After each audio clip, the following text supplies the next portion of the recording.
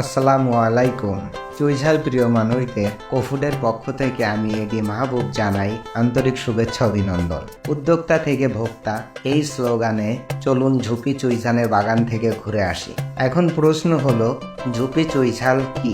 চুইঝালের বিভিন্ন প্রজাতি রয়েছে, তার মধ্যে একটি প্রজাতি হলো ঝুপি চুইঝাল।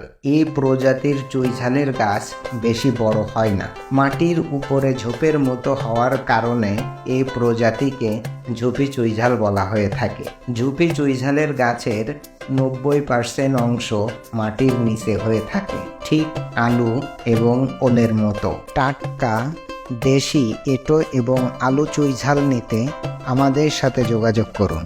ধন্যবাদ সবাইকে কফুডের সাথে থাকার জন্য।